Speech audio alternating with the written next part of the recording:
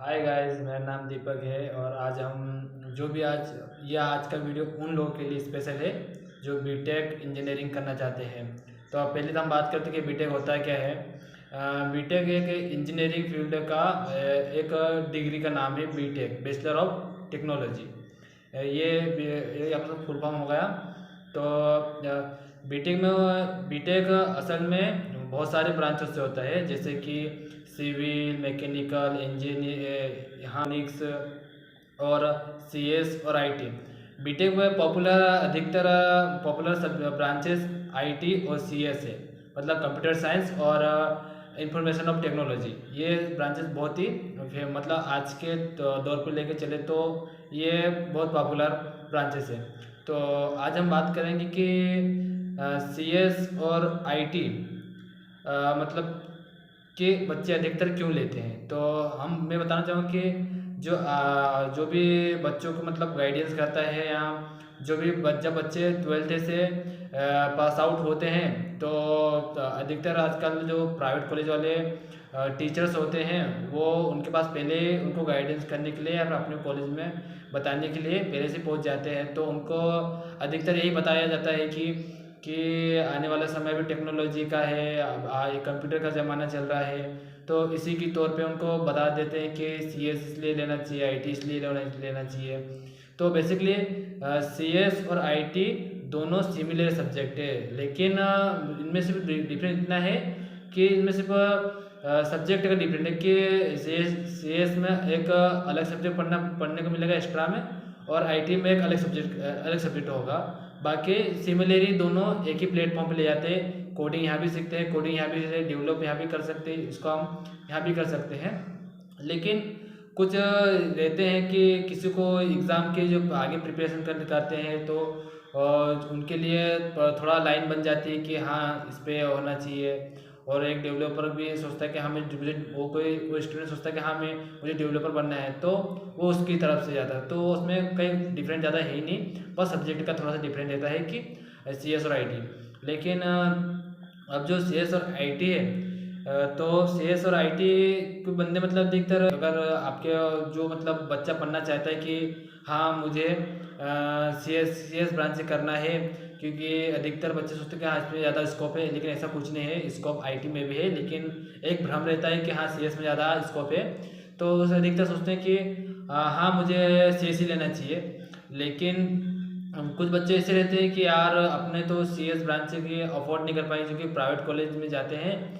तो यहाँ गवर्नमेंट में भी रहता है, लेकिन गवर्नमेंट में सीएस ब्रांच बहुत कम ही लोगों को मिलती है, क्योंकि अधिकतर हर किसी को सीएस ब्रांच वहाँ पर नहीं मिलती गवर्नमेंट में। उसके लिए एग्ज़ाम रहती है जो देनी पड़ती है, तो उसके थ्रू उनको सीएस ब्रांच मिलती है। लेकिन प्राइवेट कॉलेजेस में ऐसा नहीं रहता है, वो डायरेक्ट ले सकते हैं फीस बेस पे। तो कोई बच्चा सोचता है कि यार मैं सीएस ब्रांच करना चाहता हूँ, लेकिन क्या रहता है कि उसके घर से फाइनेंशियल कंडीशन ठीक नहीं रहती है, तो वो सोचता है कि यार अब मैं ये नहीं कर पाऊँगा।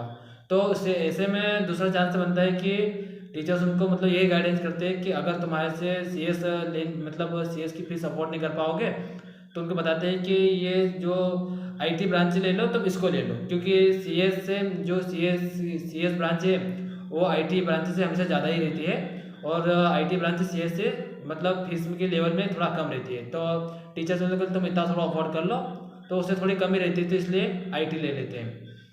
बाकी पढ़ना सेम ही रहता है, तो बस कुछ मुझे भी पता नहीं कितना क्या डिफरेंट था आगे चल के, लेकिन जहाँ तक मैंने देखा है कि सिमिलर से रहते हैं कि वो भी कोडिंग सीखते हैं, हम भी कोडिंग सीख सकते हैं। भले हम सीएस वाले ज़्यादा चार लैंग्वेज सीखते हैं कोडिंग में, वो हो सकता है 3 ही लैंग्वेज सीखेंगे यार, ऐसा कुछ होगा, लेकिन सिमिलर रहता है। तो ऐसा रहता है।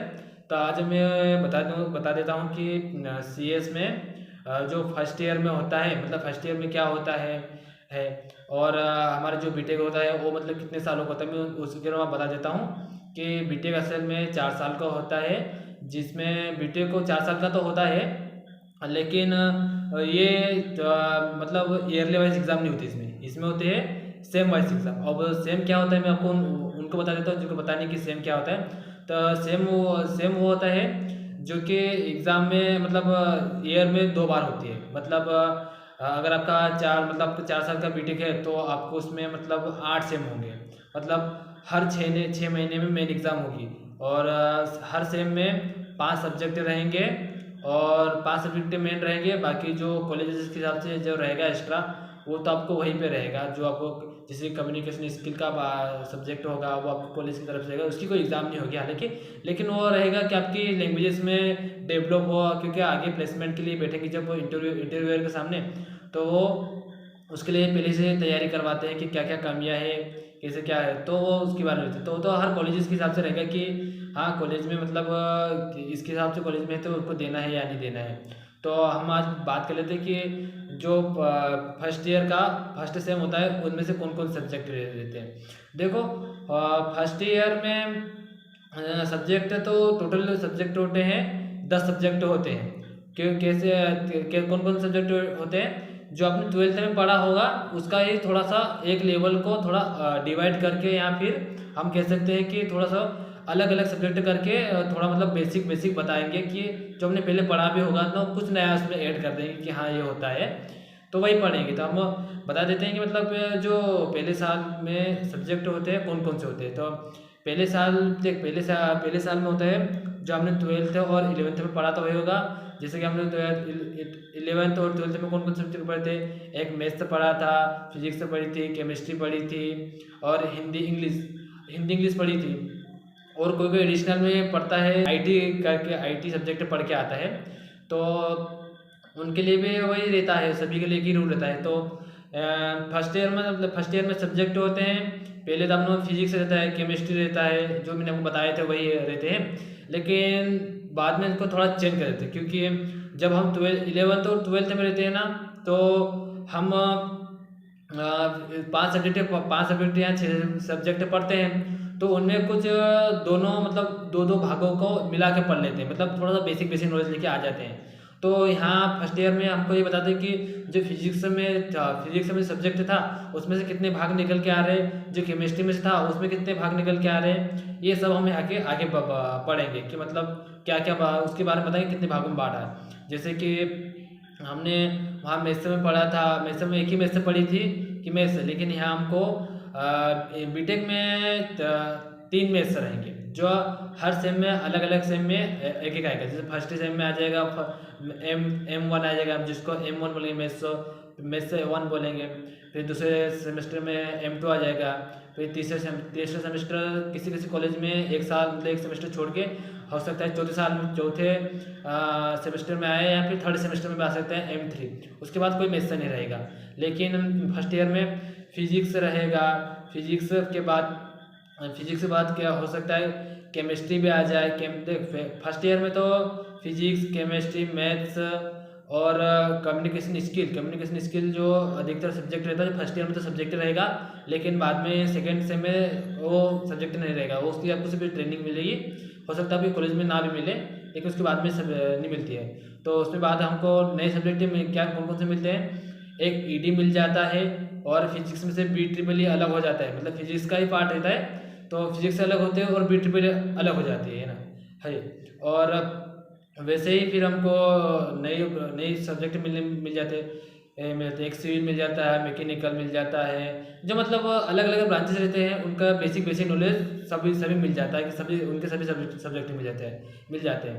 और इसलिए भी मिलता है फर्स्ट ईयर में कि अगर किसी बच्चे को मतलब उन्होंने सोच के ले लिया कि हाँ मैं दोस्त ये ले रहा तो मैं भी यही ले लेता हूँ, तो उसके सोच कर वो भी वो सब्जेक्ट ले लेता है। तो फर्स्ट ईयर में यही रहता है कि सभी के सब्जेक्ट के बारे में जो ब्रांचेस मतलब उनकी ब्रांचेस भी रहती है, जैसे सिविल हो गया, मैकेनिकल हो गया, इलेक्ट्रिकल इलेक्ट्रॉनिक्स हो गया, ये सभी के अलग अलग ब्रांचेस होती है। तो ब्रांचेस वाइज की पहले साल में हमको पढ़ाया जाता है बेसिक नॉलेज, ताकि बच्चे को फेस करवाया जाए कि मतलब ये सब्जेक्ट हमको ये पढ़ना होगा।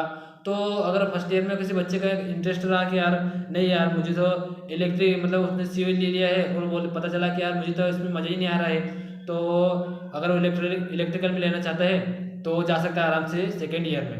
पर सेकेंड ईयर में जाने के लिए उसको सारे जो फर्स्ट ईयर का जो 2 सेम के थे उनको पूरा क्लियर करके ही जा सकते हैं।